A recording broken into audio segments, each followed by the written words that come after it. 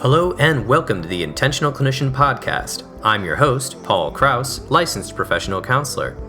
I sure have a special episode for you today, episode 31. If you've been listening to the Intentional Clinician podcast, you might know that I've been working on creating a hotline to help curb violence in the United States. I've been working on it since about late 2017.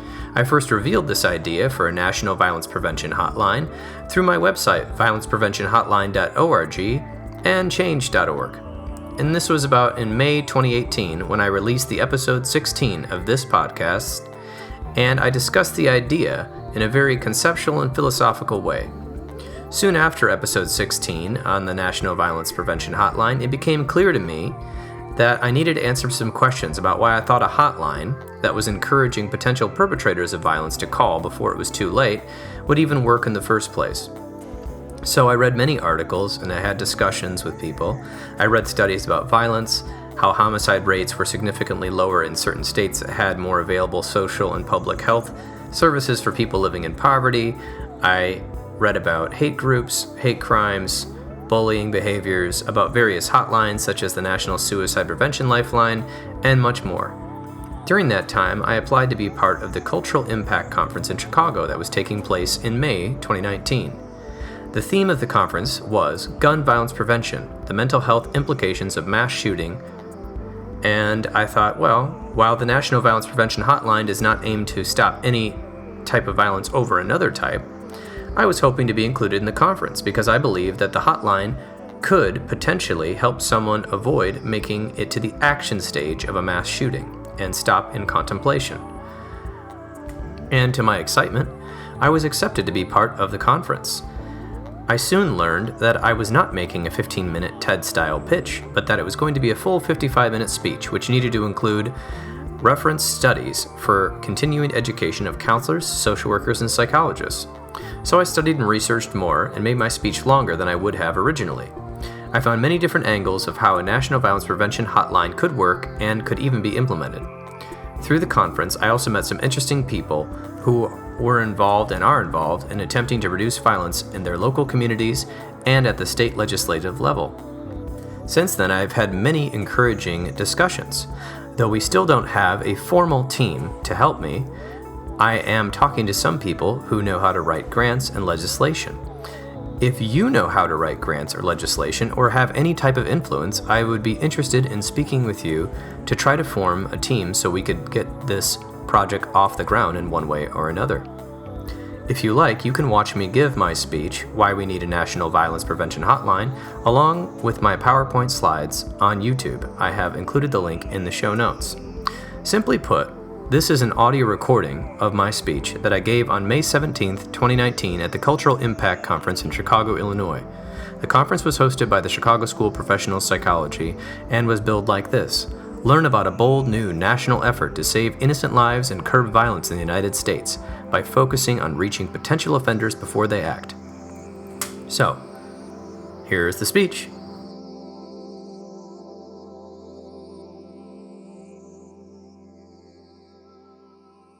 Why we need a National Violence Prevention Hotline. So to properly introduce the idea, I'm actually going to start with a 3-minute video. And right off the bat, I do have a trigger warning. No one is killed in this video. Nobody dies in the news story, but it is a news story that is pretty jarring and does have a 911 recording session. So it's about 3.5 minutes. If you want to take a break, you will still get the point of the presentation without watching it. Anyone want to leave? You can go for it. Okay. So this is what inspired it, and I want to just share this with you. This is one of those nights when an ordinary American teaches all of us lessons about courage and the kind of resolve that can save lives. She's that school clerk who convinced a 20-year-old man to put down his gun at the elementary school in Atlanta filled with so many tiny school children. Last night, right here on World News, she first told her amazing story, but now ABC's Steve Osunsami has the 911 tapes that prove she was even more amazing than we thought. It's a heart-stopping call to police. You can hear the sound of gunfire. I'm in the front office. Oh, he just went outside and started shooting. Okay. He said to tell them to back off. He doesn't want the kids. He wants the police. So back off. And what else, sir? He said he don't care if he died. He don't have nothing to live for. And he said he's not mentally stable. Antoinette Tuff, that bookkeeper the accused gunman confronted in the school office, stayed on the phone with police after the bullets started flying. It was scary because I knew that at that moment, he was ready to take my life along with his. And if I didn't say the right thing, that we all would be dead. She followed his orders. Then she tried to get inside his head. Do you want me to try? I can help you. You want me to try? You want to talk to them? Want me to talk to them and try to? Okay, well, let me talk to them and let's see if we can work it out so that you don't have to go away with them for a long time. She told him her story. You're going to be okay. I thought the same thing. You know, I tried to commit suicide last year after my husband left me. But look at me now. I'm still working and everything is okay. She promised to risk her own life to help him surrender safely, and that's when he got on the ground and put the guns aside. It's going to be all right, sweetie. I just want you to know that I love you, though, okay? And I'm proud of you. That's a good thing that you've just given up, and don't worry about it. We all go through something in life. This is where she buzzes the police in. And this is where she breaks down. I ain't never been so scared in all the days of my life. Me either. But you did great. Ooh, Jesus. You did great. Oh, God. Today, police told us that 20-year-old Michael Brandon Hill was carrying an AK-47 that he took from a friend's home. His family explains he has a history of psychiatric issues, and police say he told them he was off his meds. She's an everyday person who did something extraordinary. Makes you recognize how school workers can so easily set aside their own issues to deal with everyone else's. Diane? Oh, she did teach us so much. Thank you, Steve. And by the way, Antoinette told me last night that her pastor showed her how to stay calm and pray on the inside in the midst of chaos. And so she did.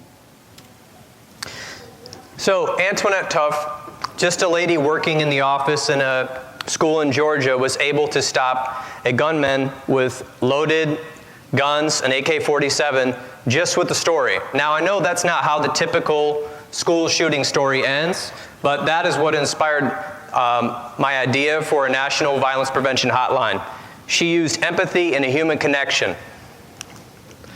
So why am I talking about this? Because every single life matters, and currently, I think as a culture, we are failing to catch people before they go from fantasies and sort of ideas of how they want to let their pain out, and it's too late. We're hearing it in the news all the time.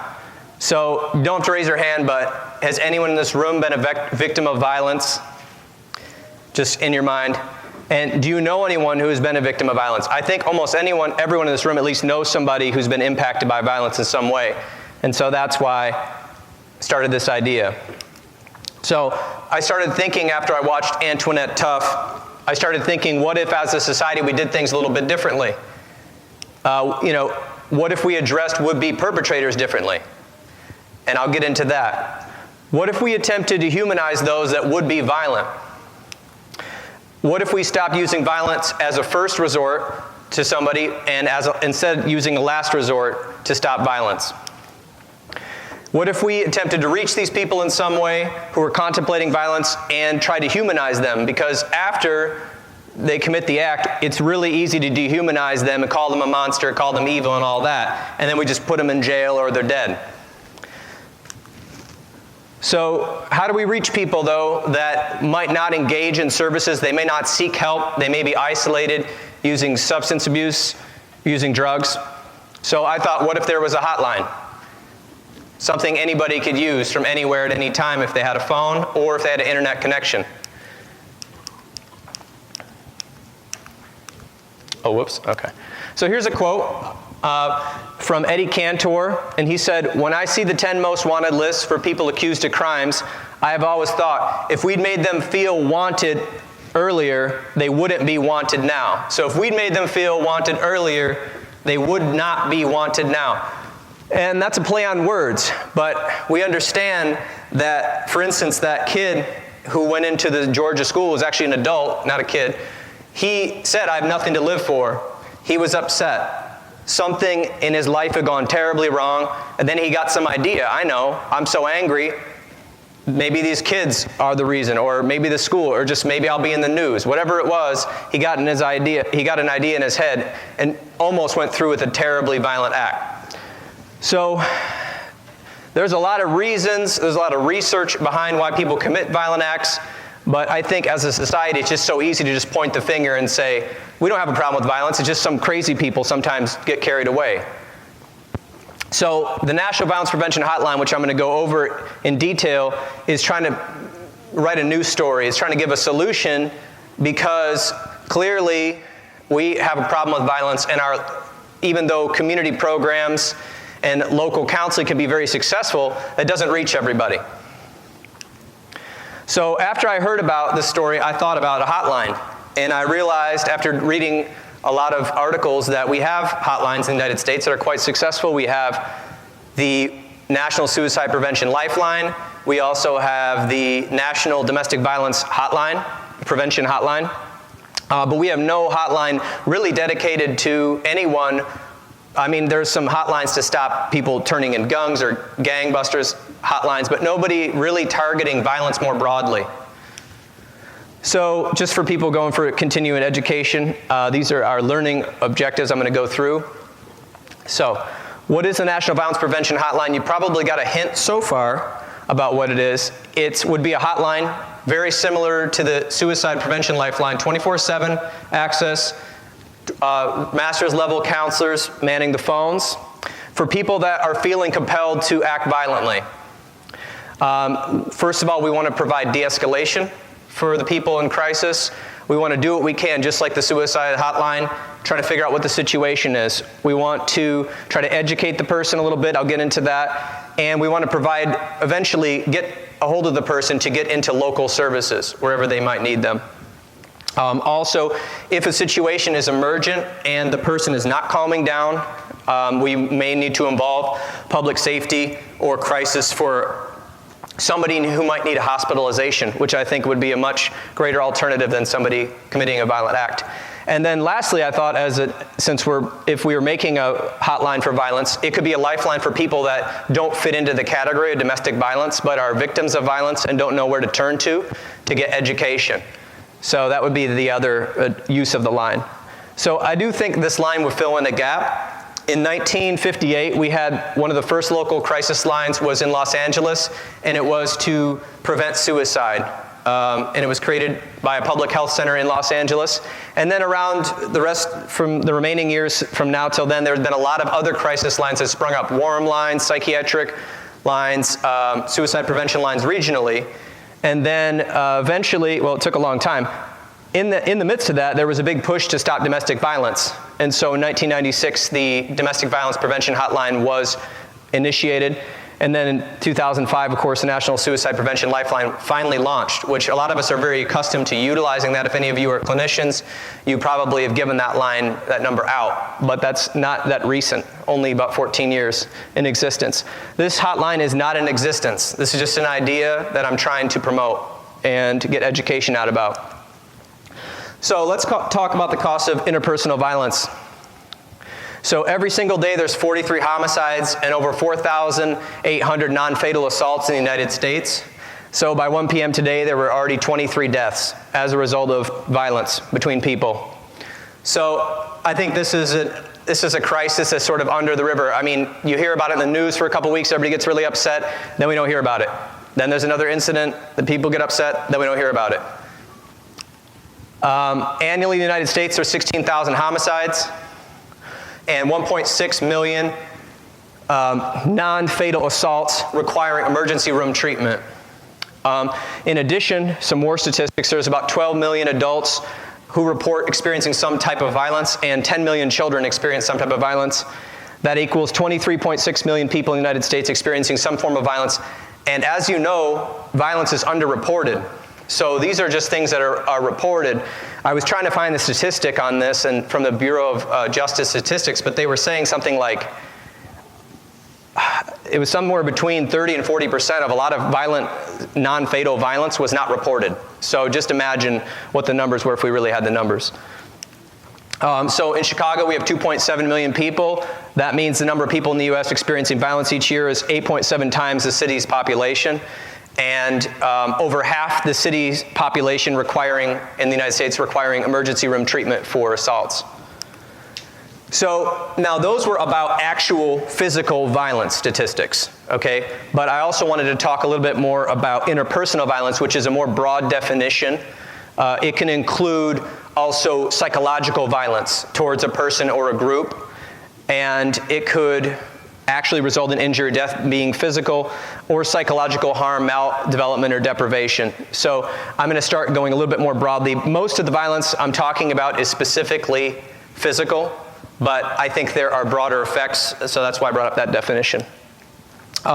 As you know, if any of you have worked in clinics where people have been victims of violence, you already know what I'm about to tell you. It can cause long-term trauma and and short-term trauma, both physically and psychologically. If anyone's familiar with the adverse child experiences studies, we've seen that just exposure to violence, let alone violence itself, can cause mental health conditions later on in adulthood. Physical injuries, obviously, if you're being assaulted, you might have a physical injury that you might have to get physical therapy for. You may have scarring, other issues like that. This is from an article which will be referenced. I have something like 20 references. You can read the articles later. But they were saying also in the article that it stunts economic development as a country. It increases violence increases inequality in the areas where violent acts are occurring more frequently, more inequality in our communities. It erodes human capital. People are not able to meet their potential that they want to do if they are victims of violence or exposed to violence often. Obviously, vicarious trauma, people whose family members have been exposed to violence, or even just first responders responding to violent acts, and people working in hospitals. Obviously, there's increased personal and societal economics costs. And if any of you have taken a class here, I don't know if some of you went to the Chicago school or in your psychology school, there's now these research coming out about intergenerational trauma. And so obviously, that's something we've been seeing show up in genetic studies as well. So in the United States, for instance, the homicide rate actually peaked in 1980, and it plateaued in about 2000, but it has not gone down. So it's been pretty consistent every year since 2000. And there's so many statistics. I'm going to reference multiple studies, but one place said $25 billion a year is what it's costing, but there's even bigger numbers. If you weren't familiar, the homicide rate in the United States is 7 times higher than other high-income countries that we could equal. So we've got a violence problem here. The World Health Organization estimates the cost of interpersonal violence, so physical and otherwise, is $300 billion a year. And actually, just economically to the victims, lost wages, healthcare costs, all of that is about $500 billion a year. If you add both those up, it's about 10% of the gross domestic product of the United States. So a lot of damage is being done. So the other study I was reading was showing that California had the most costs with $22 billion a year, and Vermont is the lowest with $188 million. This is for your continuing ed piece. And now here's another one. In another study I was reading, the containment costs of violence. So police, emergency, courts, probation, prison, et cetera, is costing annually the United States about $1.7 trillion. I'm pretty sure that number's going up. From what I was reading, they were saying the tax allocation is something about $460 billion. So if you estimate that by the population, that means anyone who files taxes, about $3,257 of your taxes are going to the containment costs, and specifically violence containment costs, which I think I brought in numbers of money, not that this is about money, but money, it gets people to listen in government, and so that's why these numbers are in here. And also just to show the impact of what's going on. So this is from another study. This is not even from the adverse child experiences, but a different one. If you're exposed to violence as a child, so not if a violence is committed to you, or if you just witness it, whether it's non-lethal or lethal, 54% increased risk of depressive disorders as an adult, 78% increased risk of contracting a sexually transmitted disease and other behaviors, and of course 32% risk of increased obesity. So there's physical consequences that go beyond the psychological and physical trauma that occur when a violent act begins.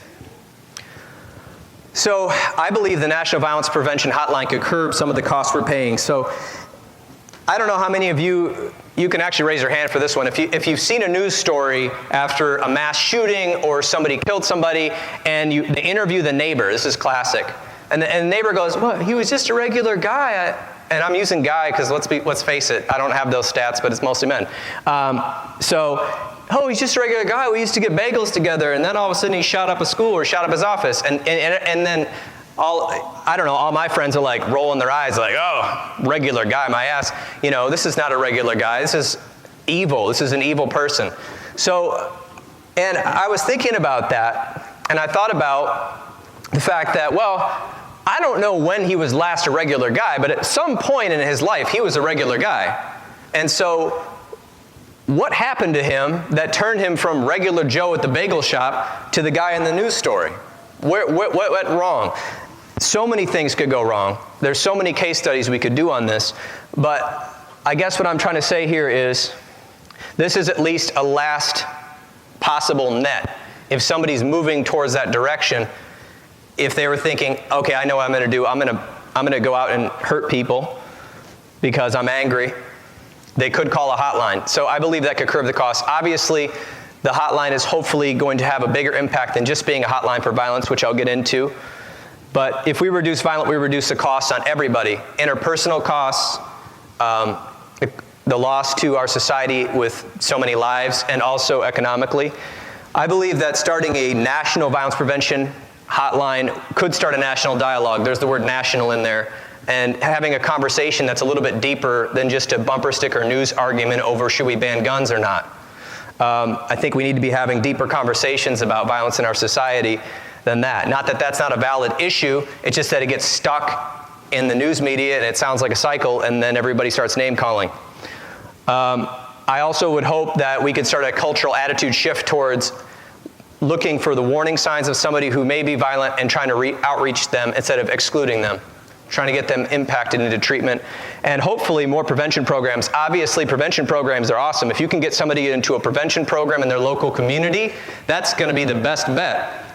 But right now, I think, I was reading about this and I couldn't find real stats, but there's clearly a lack of prevention programs in a lot of major cities and in rural areas for sure. So why am I saying all this about why a hotline? Why do we need that? I was looking at the success of other prevention hotlines that people were not saying would work when they first started. So, and now there's money involved from the government. In 2017, the National Institute of Health was earmarking $68 million for suicide prevention. But as you'll see ahead, Congress did not declare suicide a national issue until about 1996. So we live in a culture of denial, and that was leading to that. So I'm saying, should we be focusing on the cleanup? Okay, we need police in schools. I have an idea. Let's pass a bill in Florida to have teachers armed with guns. I don't know.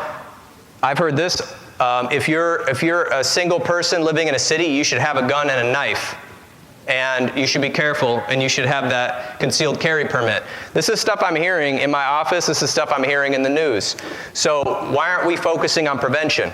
Why aren't we focusing on strategies that could prevent the fact of everyone needing to be armed in this country? Or saying they have to be. And that's where funding matters. So that's the national idea here. How do we reach people? So for instance, let's say somebody's depressed, angry, having a hard time. They might just say, I can't afford health care, or I don't know how to get on Medicaid. I don't know where to find a counselor. So there's that. They could have a lack of prevention programs or even quality services where they live. They could have shame of having violent thoughts. There's a stigma around that. There could be fear of being caught just by admitting, I've had fantasies of hurting people. There's fear involved, but a hotline is free. It can be called from anywhere at any time. That's why a hotline.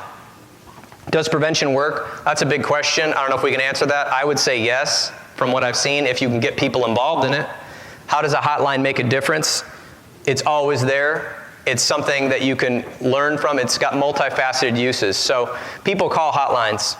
And here's the 2 hotlines. So the National Suicide Prevention Lifeline, again, I said it launched in 2005. It had about 46,000 calls, and it's growing every year. So in 2016, it had over 2 million calls. It's obviously getting popular. There's even a rap song. I can't remember who wrote it. With the rap song chorus is the person speaking out the National Suicide Prevention Lifeline number. The National Domestic Violence Hotline is a 24/7 hotline. If you aren't familiar with it, it was created for the victims of domestic violence. It gets now about 24,000 calls a month, growing every year. Last year, 265,000 calls and about 3 million from 96 to 2013. So I started thinking more about that when I read an article, which is referenced here, that one of the people that runs the hotline said that perpetrators of domestic violence have actually started calling sometimes this hotline that's for victims, saying, I don't know what to do, I just get so angry, will somebody help me? My partner left me, I'm just very distraught, and every time they come back we argue, and just talking to the hotline, and the hotline people were kind of surprised by that. But then the news article doesn't really go any further other than to say randomly, perpetrators sometimes call. So I thought, this hotline is a hotline for people that are suffering from violence, but also potential perpetrators. I just couldn't find anything like that. And I spent hours and hours and hours researching this, and I couldn't find hardly anything, especially not anything just targeting violence in particular. So this would be the first hotline for this purpose. And in the overall culture, I think the use would be destigmatizing thoughts about violence, knowing that's a human thing, public awareness about the fact that is a choice that people do make to commit violent acts, education about what to do about that, and having an attitude shift. So this is a theory. I do think there's a cultural stigma about having violent thoughts and reporting them. So, people live in Chicago here, and the traffic is really easy to deal with, right? Okay, so how many of you don't have to raise your hand, but how many of you have either experienced a road rage incident or thought about starting a road rage incident? Okay, yeah. So, and I've lived here as well. We'll get to that, but essentially, I don't want to ask what happened in your road rage incident, but usually my road rage incidents are like a honking, and maybe when I was younger it was a middle finger. And then I started listening to this Buddhist podcast, and it's like, bless everybody. So I was like, okay, I hope maybe they're just going to the hospital to pick up their kid. That's my new line. But, some people, when they have a road rage incident, it does not end well. There are car accidents. When I lived in Chicago, handguns were illegal, so you didn't see them that often or hear about them. So people just had crowbars under their seat. That was the word on the street. It's don't piss somebody off. They got a crowbar under their seat. Then I lived in Phoenix, Arizona, and everyone has a gun, even children. I'm joking. They do, but that's because their parents don't lock them up.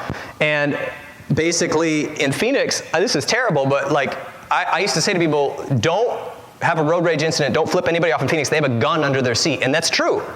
And I'm kind of making a joke, but literally, now to go to dramatic, last month in April, some guy cut somebody off in a truck in downtown Phoenix near this cafe I used to hang out at, and the dude shot at the guy's car and killed his daughter right there in central Phoenix where I used to live. So what is the difference between people who are just thinking about violence and those that take action? I think we can talk about risk factors, but we also got to talk about protective factors. So a lot of people, like myself, I have protective factors. I'm married, I have a puppy at home. I don't want to be in jail for a road rage incident, even if the guy deserves it. So I think about that and I process that. But other people may not have that. They may have experienced significant loss. So I'm going to go into the kind of crisscrossing between the stigma of suicide that used to exist and the risk factors for suicide that are well documented, and make a case for the fact that I believe the risk factors for suicide are very similar to the risk factors for violence. So these are risk factors from suicide that are well documented in the literature. Alcohol, substance use, abuse, isolation, I could read them all, but if you're in the field of psychology, you know risk factors for suicide.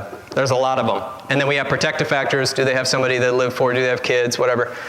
So what I'm saying is, I think, and I've seen this in my practice anecdotally, I could not find much research on this, is that when somebody reaches a critical point of stress in their life, and they also are maybe experiencing depression or anger or something else going on, most people, based on their personality, are going to go towards, my life sucks, I should just end it. It'll be easier that way. But there's definitely a fair amount of people who, when they reach that point, that burnout point or that emotional burnout point, that think, I'm going to kill somebody. These people have screwed me over. I've lost my job. They repossessed my car. I was bullied. These people deserve it. I'm not going down. I'm not going to kill myself. I'm going to kill someone else. I'm going to hurt somebody else. They deserve it. So that's my theory. I think a high number of people contemplate it, but do not talk about it. There's stigma against violence, shame, fear of consequences, judgment. I mean, in your practice, I don't know, but I've had patients tell me, I've thought about suicide. Are you going to call on me? And they don't even know the law, that, this is a thought, not a plan. So just imagine, I had a therapist friend in Seattle that told me that one day they had a patient who was crying, like a male patient crying on their couch, and she'd never seen him that way. And she said, what's wrong? He said, I've been having fantasies of killing my boss, and I don't know how to stop. And she said before that session, she had no indicators that this person would ever be violent or suicidal. So people are hiding this stuff. And I would also say this, committing a violent act is a form of suicide. It could be. I mean, if it's lethal, people have heard the term suicide by cop. Somebody's angry, they're doing something, and then they shoot at the police. What are the police going to do? They're going to shoot you back. So you just killed yourself. If you go kill somebody else, you basically are asking for a life sentence. That's throwing away your life. So I think suicide, thanks to the work of counselors, educators, people that were basically going to Congress and saying this is a national issue, people receive empathy for that now. So if you say, I'm really feeling like my life should end, people are going to give you empathy. If you say, I'm really thinking like all these people's lives should end at my school, they're like, oh shit, call the cops. What are we going to do? People don't react well to that. Even counselors, I mean, that can throw us off. Like, what do I do? Tear us off case? Like what's going on? This is making me a little bit worried. So I think the stigma of suicide, it used to be a big thing. It's not as big anymore. People still don't report it, but it's an obstacle to reporting how you're feeling. It prevents research, and we'll get to that about why there's a lack of government violence research. And again, I said that Congress did not declare suicide a national problem until 1998. That's not that long ago. I was almost graduating high school at that point, but that's not very long at all. So I believe stigma of violence is creating a lack of resources, violent thoughts. So why am I spearheading this national thing? I think because we need congressional support. We need anyone to support us on the local level or the national level to start talking about this. And I think that violence should be treated as a national epidemic. Because of everything I've said earlier. As you've seen recently, Congress has made special provisions recently in the opioid abuse epidemic problem, and I've already seen the effects of that in my practice with people having to take less opiates and getting off opiates. So if Congress does something about it or local politicians speak up, we'll be able to start moving on this. So I guess this is a question for the crowd. Are violent thoughts normal? Or thoughts of violence? Okay. I see some nodding. I would say yes. So if somebody becomes angry, but obviously some people's personalities, that doesn't come out, but it's a normal thought. We have lots of thoughts a day. We have millions of thoughts. Most of them we throw away. We're standing on a bridge. Oh, that's scary. Oh, that looks cool. Oh, maybe I'd fall. We have all these thoughts going through. What if I push somebody? So after time I hear a violent act on the news, people say that's unhuman, but I would just say if we take a look at history and you go back further, violence is human. It's something people have been doing since people evolved. It's everywhere. So I'm hoping that the National Violence Prevention Hotline could be a lifesaver for people that are moving past thoughts and fantasies toward action. We're going to talk a little bit about the cycle of violence, because when violence happens, I mean, people have heard about copycat crimes. It has an impact emotionally and culturally. There's a ripple effect. So Martin Luther King Jr. said, hate begets hate, violence begets violence, toughness begets a greater toughness, and we must meet the forces of hate with the power of love. So I believe that Antoinette Tuff, in that video that you watched at the beginning, was meeting the forces of hate with the power of love. I've got a story I'm going to play for you at the end that you'll see a similar interesting story there. But this hotline is going to try to meet the forces of hate, anger, misdirected emotion with the power of love and humanizing people. So now talking about violence, the government, federal government, does not track school shootings. They don't see it as a problem. Probably other people have said this at this seminar already today, but the Washington Post tracks school shootings, so that's cool. I should subscribe to them. Since the Columbine school shooting in 1999, we've had 228,000 children, this is last week's statistic, in 234 schools exposed to gun violence. That's 11.7 school shootings a year, and approximately one per month for the last 20 years. But in 2019, we are ahead of schedule. We have had 15 so far this year, which is terrible. So basically, I've said this before, but this would be able to reach anybody who is in crisis, who needs counseling, who needs help, who needs de-escalation and connection. I do think we have to break the stigma of violent thoughts, that we can talk about it like adults, and I do think we have to talk about the cycle of violence. And I believe that a National Violence Prevention Hotline would be a great way to spearhead the conversation in the United States. So this is what it's designed for.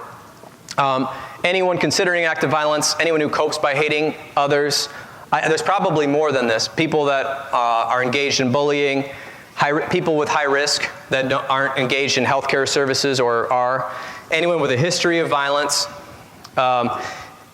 anyone who wants help for violent fantasies, people contemplating revenge, people posting hateful messages, anybody seeking support. They've had violent behaviors in the past, they don't know how to stop. That reminds me of the National Domestic Violence Hotline callers that called and said, I need help, I don't know how to stop. People in the legal system for violence acts, people in hate groups, gang members, I would say even people contemplating sexual abuse, I see that as a form of violence. People that are fixated on intimidation, so that's just psychological, but I think that they could also use help. And of course, victims of violence, another hotline for anyone who's been a victim to figure out what can they do in their situation. How do they get out of it? This might be a little controversial, but this is what I see, and this is what I believe. I believe there's stages of planning violence. So pre-contemplation, something happens to me, I'm upset, I don't know what to do about it. Maybe I'm not talking it out with my friends. Maybe I'm just holding it in. I don't know, whatever. Something is happening in me, something bad, grief. The Parkland, Florida situation, that guy had lost his mom and his dad. And I think somebody else, his grandmother, had just died before he went and did that shooting. Then we were contemplating, well, I don't want to kill myself, but I'm angry. I need to take out my emotions somewhere. Then I'm going to prepare for violence. I'm going to find out how to kill people. I'm going to find out how to injure somebody. I'm going to train for it. Then obviously action that results in violence or death. This hotline is obviously only for the first three stages. If somebody's already in the action, they're probably not going to call on the way to hurt somebody. Probably not. Or in the middle of an act. But in the first three, when people are thinking about it, they're mulling it over, there would be something there for them to reach out in a semi-anonymous manner.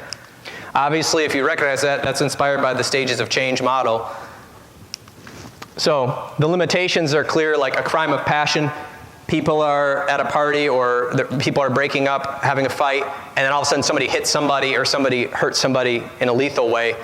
That might not, the hotline may not be effective because they're escalated.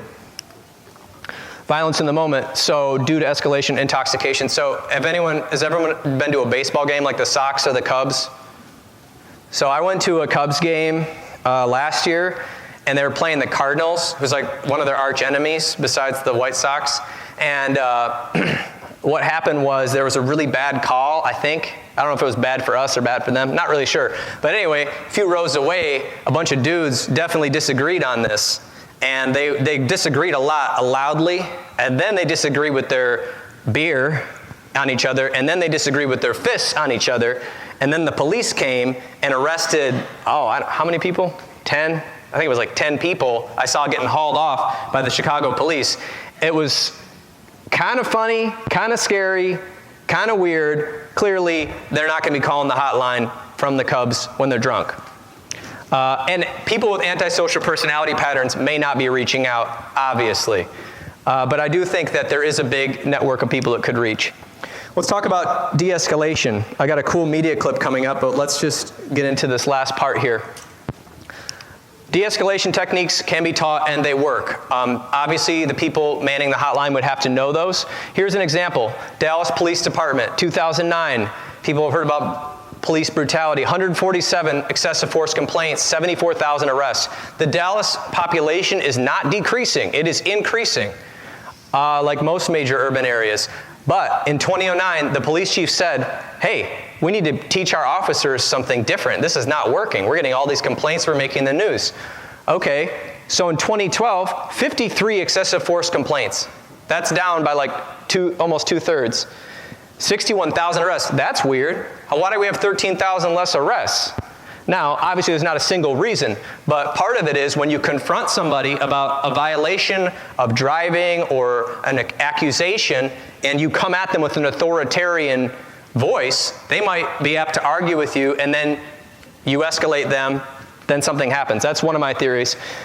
But a huge staggering difference between 2009 and 2012 with the de-escalation training, which was a basic training, which I'll show you in a second what it was.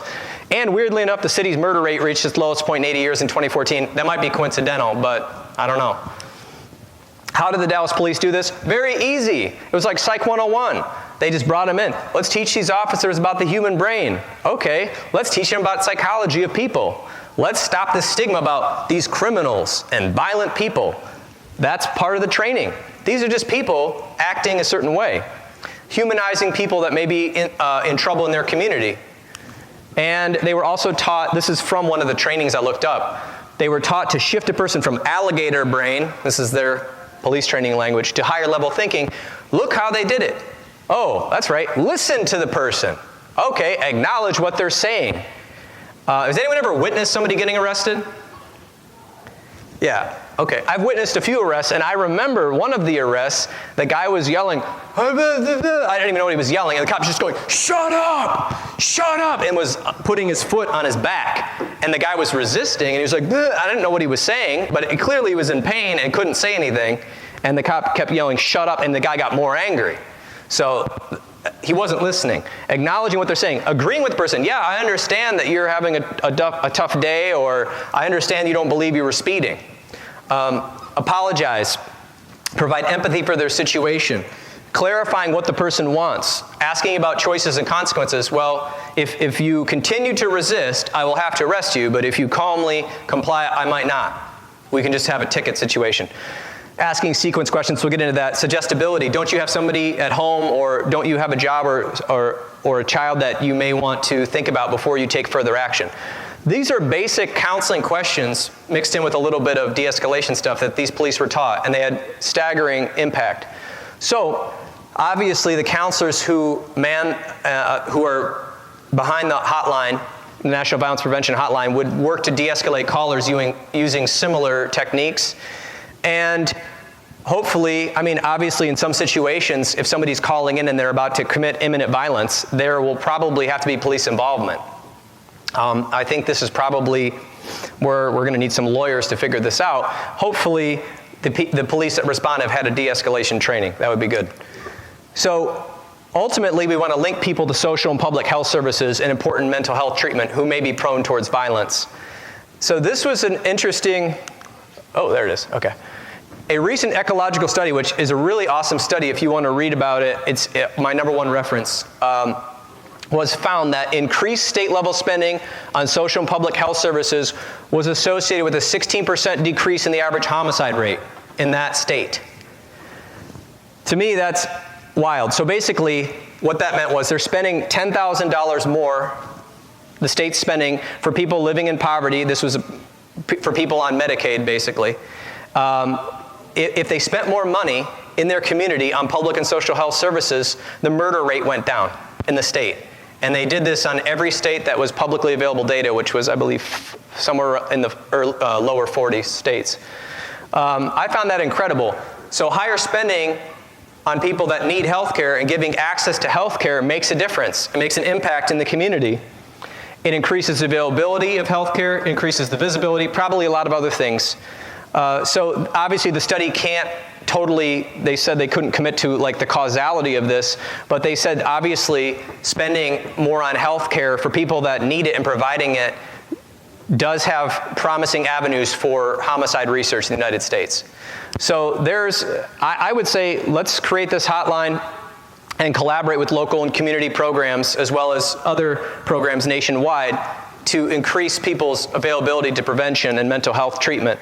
So my theory was in this is that engagement in treatment can decrease, doesn't always, but can decrease the chance of a person committing suicide or hurting others versus person not in treatment. I'm pretty sure that will stand up in a double blind. Basically, the hotline would be able to help people in treatment or out of treatment. And obviously increased spending would be needed because it's a national program. I think if enough people learn about the hotline, people will start to call and utilize it. Has anyone heard about the New Zealand mosque shooter situation? So this is an individual who probably has some antisocial personality traits, but at some point, years ago, I'm assuming he was a regular guy at some point, maybe 10 years ago. But he was on social media, hateful forums. He was communicating all the time on these kind of underground websites, and he eventually went into a mosque and live streamed himself on the internet shooting people. So what I'm saying is, like, obviously, like, that was a pretty bad case, but like, what if this person had had an opportunity to engage in treatment 10, 20 years earlier? Could something have been different? Or if there was a hotline or a chat room on the internet that he could have looked at while planning this, might he have thought something differently? I don't know, but that's just an idea I had. So here's the role of it, the hotline. First of all, we want to help de-escalate the caller. We want to try to humanize the caller. That's a big one, because if you go, why the hell would you want to shoot people? Are you crazy?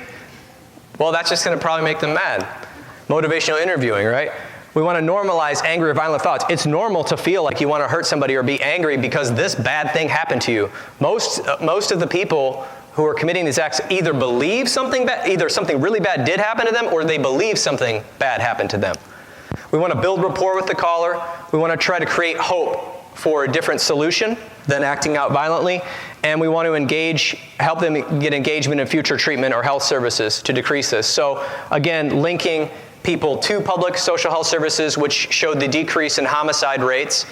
And also, just like the National Suicide Prevention Hotline, maybe one of you have even called it for a client to find out what you could do. If somebody was thinking about becoming violent, instead of going right to the police, you might be able to use this as a resource to find out, should we go to the police or should we go to the hospital? How would it operate? And we're almost to the cool media clip, but how would it operate? Very similar to the National Suicide Prevention Lifeline. That's kind of how I structured it. Specially trained counselors with empathy, working to build a connection, just like Antoinette Tuff, who could have been killed, and so could all those kids.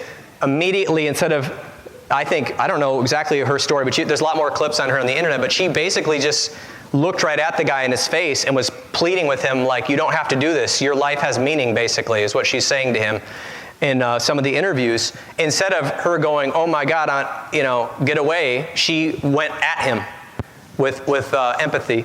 So that's what our call operators would be able to do with people calling. I think there's already a huge structure in place. We have 2 very successful hotlines in the United States that deal with domestic violence and suicide. We want to have traditional call centers.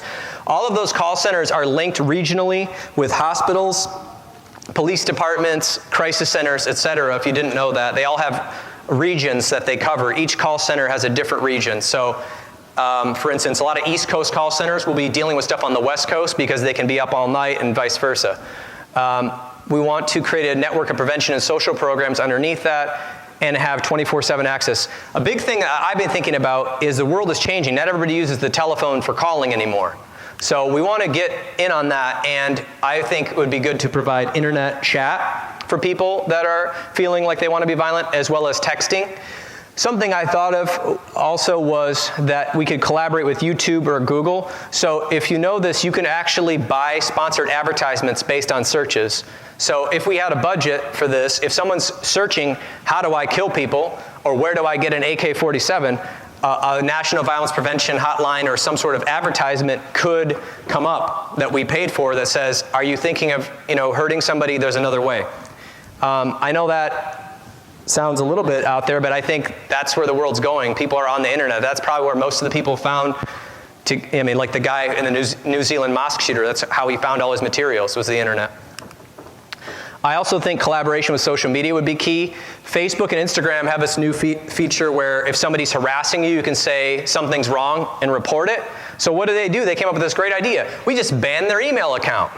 Isn't that great? What happens? 5 minutes later, they create a new email address, and they're back on the internet harassing whoever it was they were harassing before. So I thought, why don't we collaborate with them since they have so much power and see about if they are banning somebody, send them educational materials about if it was a violent threat. Here's some educational materials on violence, instead of just banning them and then they create new accounts. Obviously, we need strong clinical training because not every counselor is going to be cut out for this position. We've got to understand anger, power dynamics, motivations of violence, and actually be able to have a high degree of empathy for people that could kill people. That's really difficult. I think that would require a lot of special training. Dealing with people in crisis, that's a whole other level of skills. De-escalation training is very difficult. And then how do you triage with local emergency rooms or other places like that? And then if we could, had a successful conversation using motivational interviewing to try to get the person to make an appointment with a local place. So, let's talk about the future of the National Violence Prevention Hotline. Where are we going from here? Well, right now, I'm trying to get a grant written. I found a grant writer in San Francisco who said she would do it pro bono, but that's about all I've got. It's a one-man show. So I'm going to have business cards after I play the last cool clip. It's a really cool story. I think you'll enjoy it. I'll have business cards up here if you want to collaborate or you know anybody that's interested. I want to establish a nonprofit and start trying to get some sort of momentum rolling with some sort of local policymaker where we can, somebody who's got a platform. Then, obviously, if we can establish it, we'll set up the call centers, internet call centers, and then eventually I think it would be more than just a hotline. It would engage with local places on the ground to create better prevention programs and the warning signs of somebody who might be violent, and try to teach our counselors in social and public health centers what that is and providing programming for that, just like we have done for suicide and bullying. Also, hopefully, even making low-cost violent prevention trainings in communities that are underserved. There's plenty of underserved communities where there's potential people that could become violent, and we need to find them. And then, of course, promoting a public dialogue and an attitude, an awareness shift in our culture to actually talk about violence in a mature way. So this is a little story I'm going to play. It's kind of a meditative sort of story. So actually, you've been learning all day, and I just talked at you for 40 minutes. So I would encourage you to kind of close your eyes and listen to it. It's a story that basically is another inspiring story, and it's not triggering.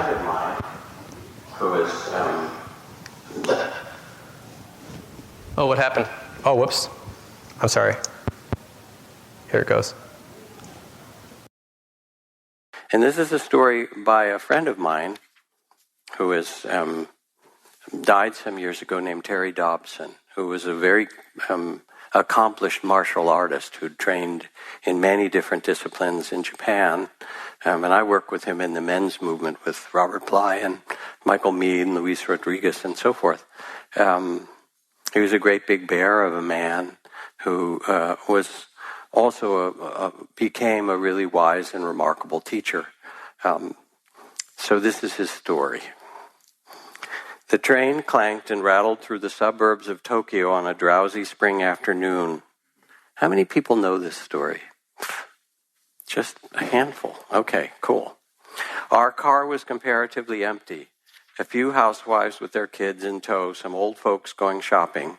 I gazed absently at the drab houses and dusty hedgerows. At one station, the door opened, and suddenly the afternoon quiet was shattered by a man bellowing violent, incomprehensible curses. The man staggered into our car. He wore laborer's clothing, and he was big, drunk, and dirty.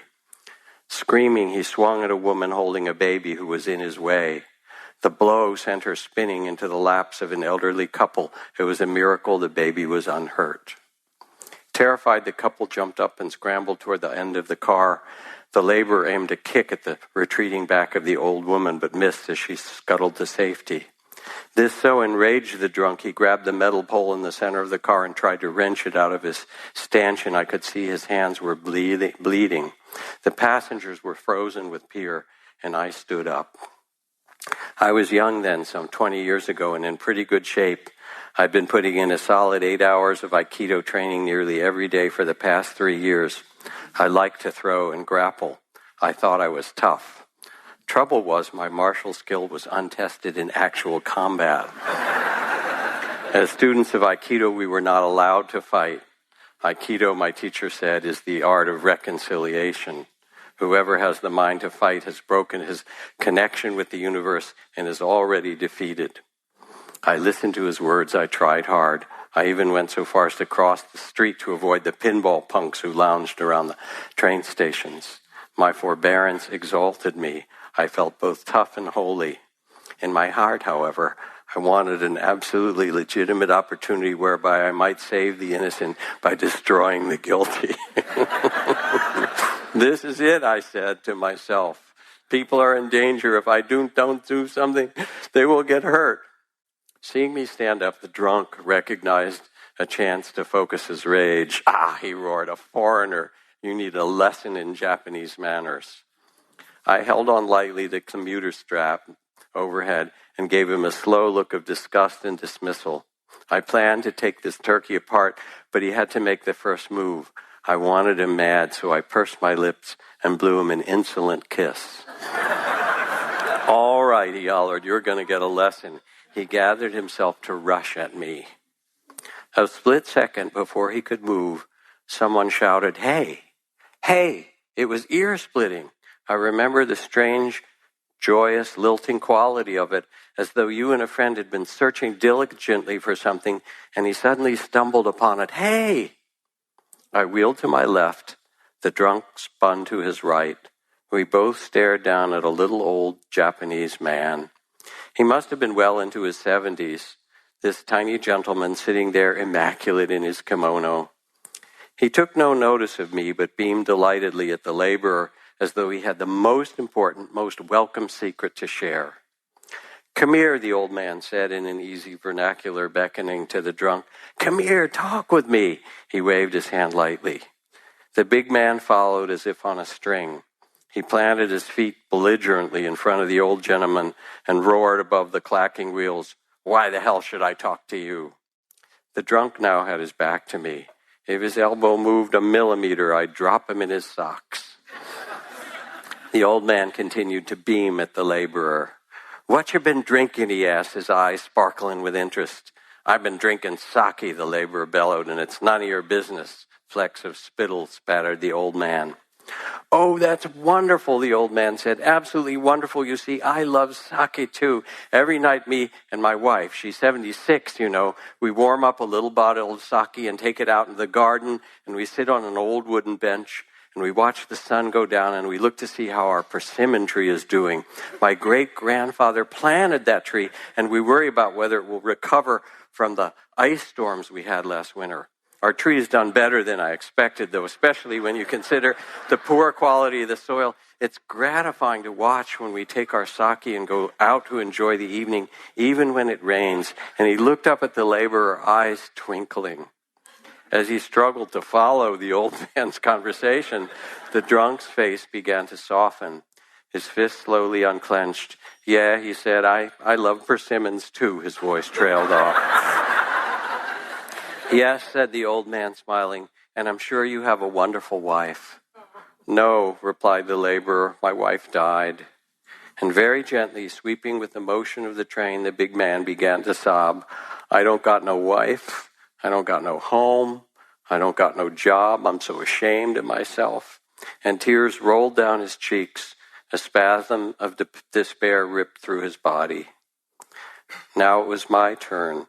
Standing there in my well-scrubbed youthful innocence, my make this world safe for democracy righteousness, I suddenly felt dirtier than he was. And then the train arrived at my stop. As the door opened, I heard the old man cluck sympathetically. My, he said, that's such a difficult predicament. Sit down here. Tell me about it. And I turned my head for one last look, and the laborer was sprawled on the seat, his head in the old man's lap. And the old man was softly stroking the filthy, matted hair. And as the train pulled away, I sat down on a bench. What I had wanted to do with muscle had been accomplished with kind words. I'd just seen Aikido tried in combat, and the essence of it was love. I would have to practice the art a long time with an entirely different spirit. It would be years before I could speak about the resolution of conflict. So that was a story that I wanted to play at the end that basically kind of encapsulates the whole mission of this hotline idea, as well as Antoinette's story. You can look up her if you want to know more about her at the beginning. So there's no hotline. We're hoping to have one. I don't have enough hours, and I can't stay up all night to answer the phone. So if you want to get information, you can come ask me questions afterwards. I have like business cards that just have the website I made, and on the website you can just send me an email. Just trying to raise awareness, and I'm glad for the Chicago School to let me talk about all of the other statistics and things that I needed to put in there for continuing education. And I appreciate everybody for listening. And my name's Paul Krauss. If you like podcasts, like she said, I do have a podcast called the Intentional Clinician Podcast, or you can just look up Paul Krauss on your podcast app, and you can find me that way. You can send me emails that way. My phone number's on there too. So thanks so much for coming. And if you are interested in the references, I don't know if they're providing these PDFs, but there are 18 references, so you can read more if you're interested in anything I talked about. It's all there. So thanks so much for coming, and we're just at 1 hour. So appreciate your time, and I hope you have a great rest of your day. Thank you.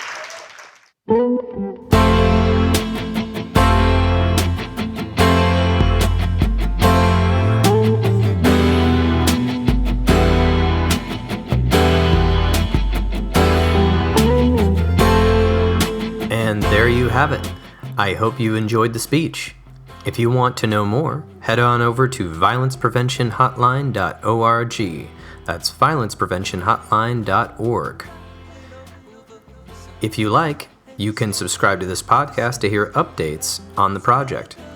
I'm hoping to launch it in one way or another, either through some type of grant or through legislative action to tie this or piggyback it on an already existing hotline and utilize their resources and network.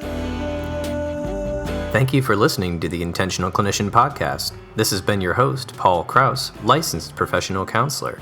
If you're enjoying it, please share it with people you know. I would surely appreciate it. Until next time, I'm wishing you all a safe and peaceful month.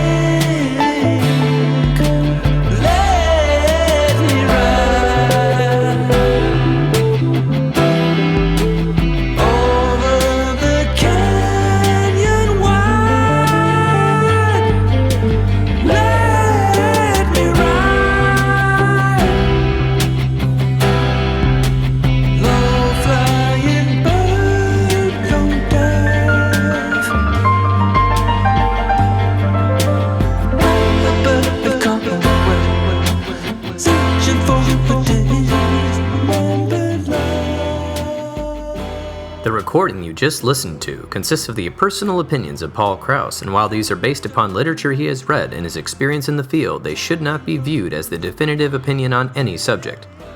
Listening to this podcast is not a substitute for treatment. If you are in a crisis, please dial 911 right now or the National Suicide Prevention Lifeline at 1-800-273-8255. If you are in need of counseling, do not hesitate to make an appointment with a local counselor in your area. You can also make an appointment with the excellent clinicians in Grand Rapids at Health for Life Grand Rapids and the Trauma Informed Counseling Center of Grand Rapids by visiting www.healthforlifegr.com. That's www.healthforlifegr.com. All right, everybody, take care. Don't say